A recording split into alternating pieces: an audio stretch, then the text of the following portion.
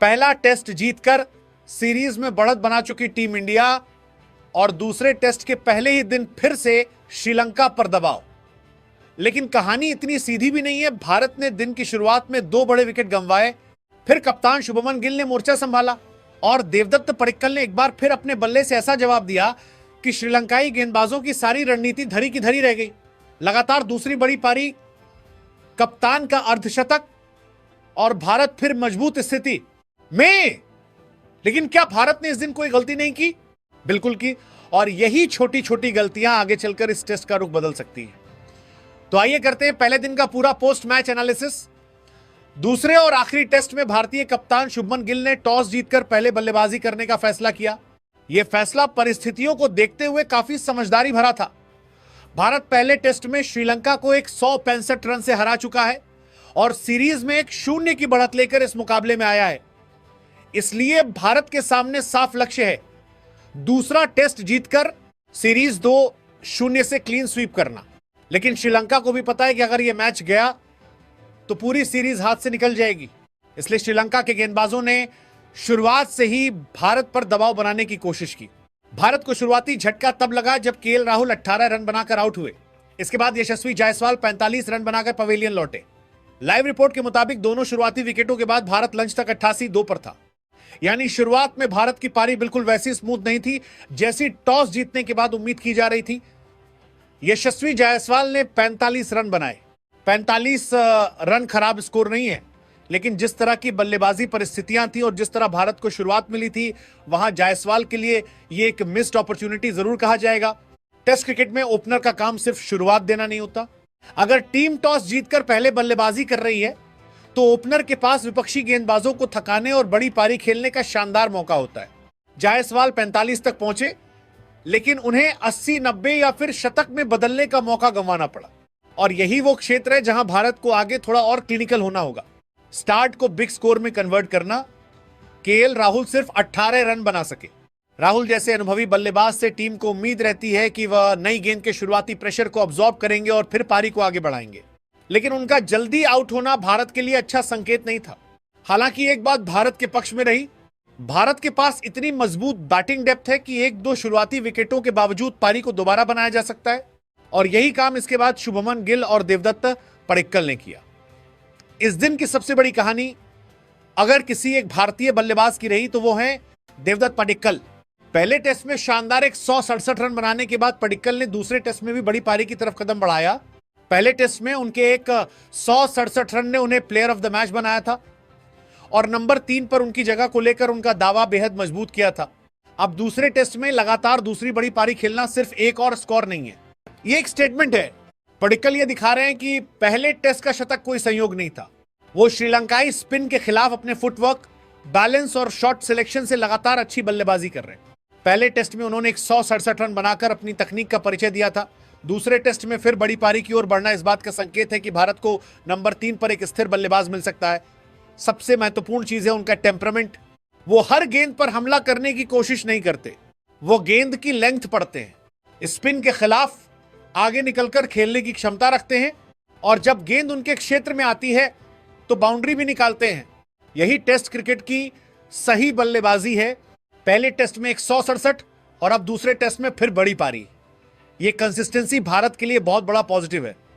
शुभमन गिल ने इस पारी में 50 रन बनाकर एक बार फिर दिखाया कि कप्तान बनने के बाद उनके ऊपर बल्लेबाजी की जिम्मेदारी और बढ़ गई है, लेकिन वो उससे भाग नहीं रहे। सबसे अच्छी बात यह रही कि शुरुआती 2 विकेट गिरने के बाद गिल ने पैनिक नहीं किया। उन्होंने स्थिति को समझा, पडिक्कल के साथ साझेदारी बनाई और भारत को उस स्थिति से निकालकर मजबूत पोजीशन में पहुंचाया। दूसरे टेस्ट में 50 रन सिर्फ व्यक्तिगत माइलस्टोन नहीं है, यह कैप्टनसी इनिंग्स थी। जब टीम को संभालने की जरूरत थी, कप्तान ने खुद जिम्मेदारी ली। ताजा रिपोर्टिंग भी बताती है कि गिल ने इस मैच के दौरान टेस्ट क्रिकेट में 3-0 रन का आंकड़ा पूरा किया। भारत की बल्लेबाजी के 3 बड़े पॉजिटिव्स रहे। 1, शुरुआती झटके के बाद रिकवरी। राहुल और जायसवाल जल्दी आउट हुए, लेकिन भारत पूरी तरह कोलैप्स नहीं हुआ। 2, गिल और पडिक्कल की पार्टनरशिप, इस साझेदारी ने मैच का मोमेंटम वापस भारत की तरफ कर दिया। 3, मिडिल ऑर्डर ने प्रेशर अब्सॉर्ब किया। भारत के पास अभी भी ऐसा बैटिंग ऑर्डर है जिसमें 1-2 विकेट जल्दी गिरने के बाद भी टीम के पास इनिंग्स को दोबारा बिल्ड करने की क्षमता है और यही बड़ी टीम की पहचान होती है। अब थोड़ा क्रिटिकल एनालिसिस भी जरूरी है। भारत ने दिन को पूरी तरह परफेक्ट नहीं बनाया। पहली गलती, शुरुआती विकेट। टॉस जीतकर बैटिंग चुनने के बाद राहुल और जायसवाल का जल्दी आउट होना आइडियल नहीं था। अगर श्रीलंका को पहले सेशन में 2-3 विकेट मिल जाते तो भारत पर काफी दबाव बन सकता था। दूसरी गलती, सेट बैट्समैन को बड़ा स्कोर बनाना होगा। जायसवाल 45 पर आउट हुए, यानी शुरुआत मिली, लेकिन उसे सेंचुरी में कन्वर्ट नहीं किया गया। टेस्ट मैचों में यही कन्वर्शन रेट बहुत मायने रखता है। तीसरी गलती, श्रीलंका को मोमेंटम वापस नहीं देना। अगर भारत डे 1 को 300 प्लस या उससे ऊपर की स्थिति में है तो अगले दिन लक्ष्य साफ होना चाहिए। पहले 400, 450 का मजबूत टोटल, फिर श्रीलंका पर स्कोर बोर्ड प्रेशर। श्रीलंका के लिए शुरुआती सेशन काफी अच्छा रहा। राहुल और जायसवाल के विकेटों ने उन्हें मुकाबले में बनाए रखा।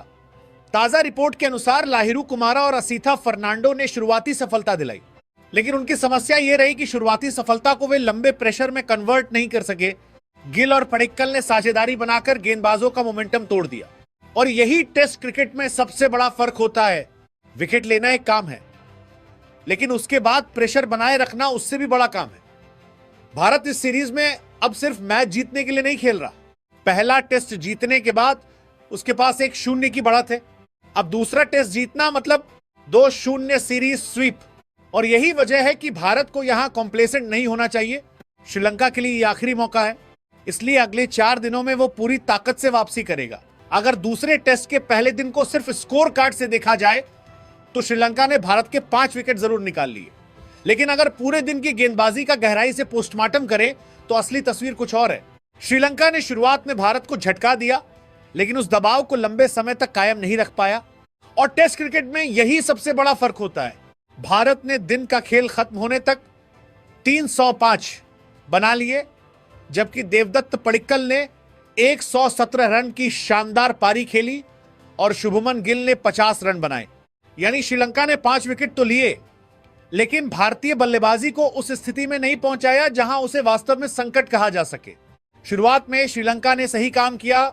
श्रीलंका की गेंदबाजी को पूरी तरह खराब कहना सही नहीं होगा। नई गेंद के साथ उन्होंने अच्छी शुरुआत की। केएल राहुल 18 रन बनाकर आउट हुए और उसके बाद यशस्वी जायसवाल 45 रन पर पवेलियन लौटे। भारत 66-2 की स्थिति में आ गया था। उस समय श्रीलंका के पास मौका था। अगर अगले 10-15 ओवरों में 1-2 और विकेट निकल जाते तो भारत 100 के आसपास 3 या 4 विकेट खो सकता था और तब मैच की कहानी बिल्कुल अलग होती। लेकिन यही श्रीलंका की गेंदबाजी की सबसे बड़ी कमजोरी सामने आई।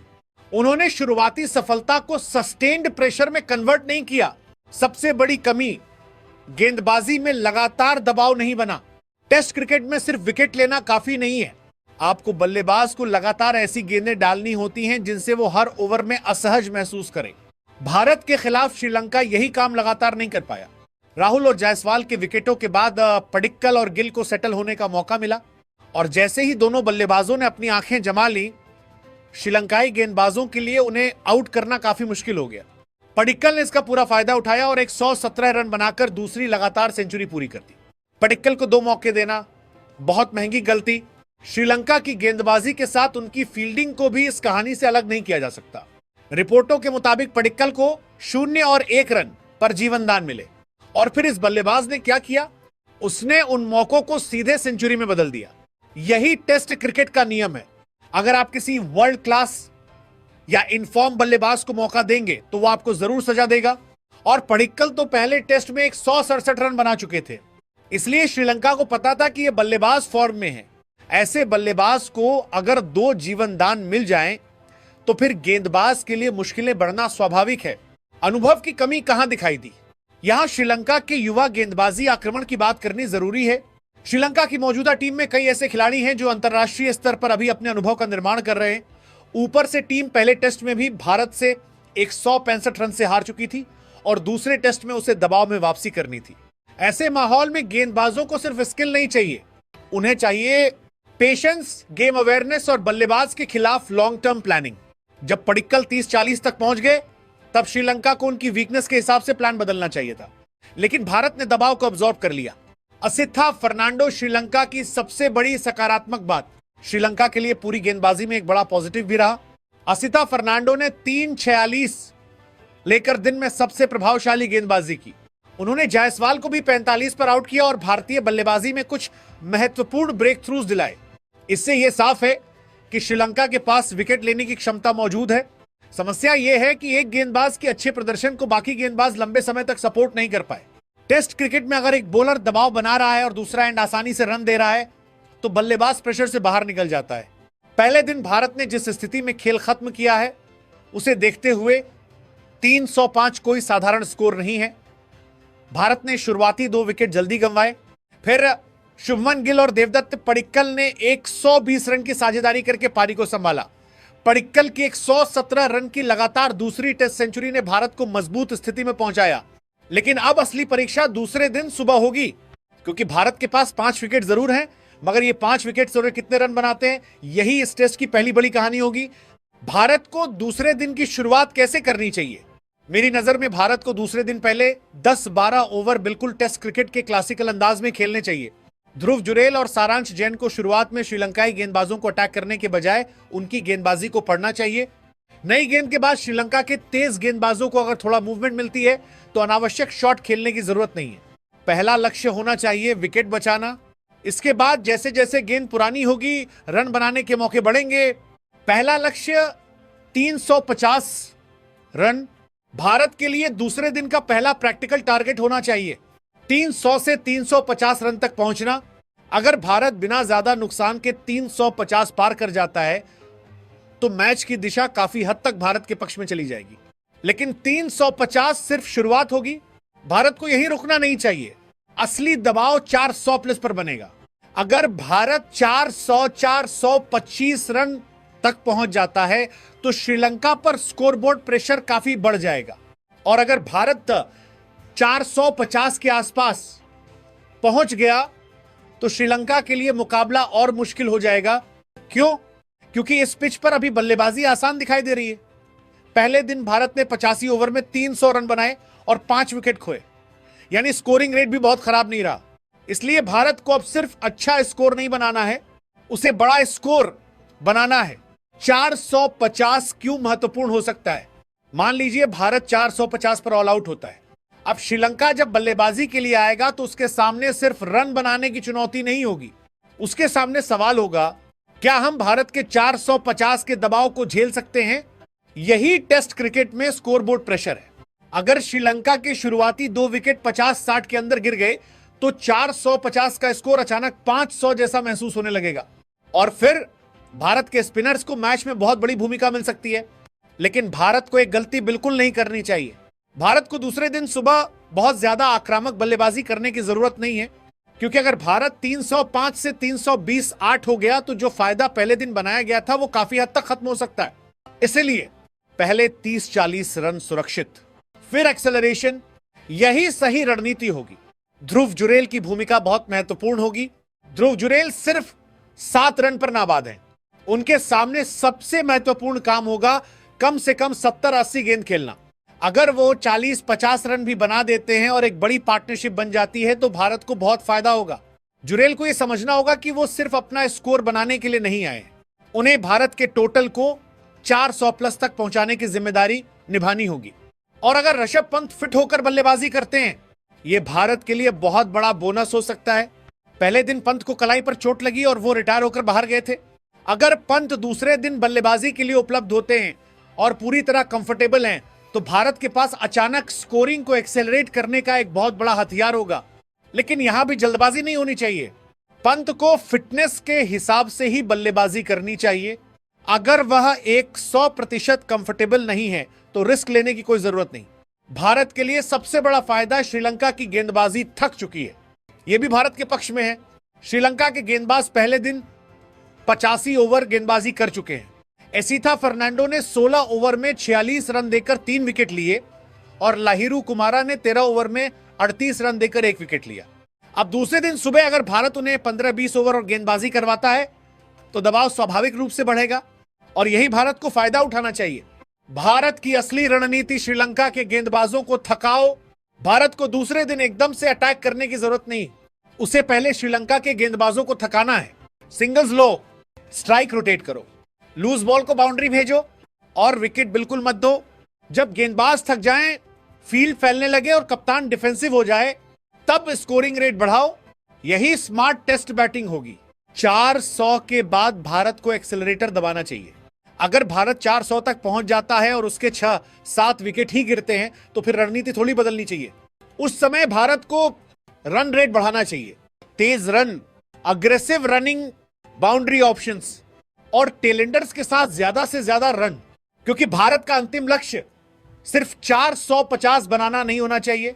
उसे यह भी देखना होगा कि श्रीलंका को बल्लेबाजी के लिए पर्याप्त समय मिले और भारत को उसके 20 विकेट लेने का मौका मिले। मेरा अनुमान, भारत को कितना स्ट्रॉबी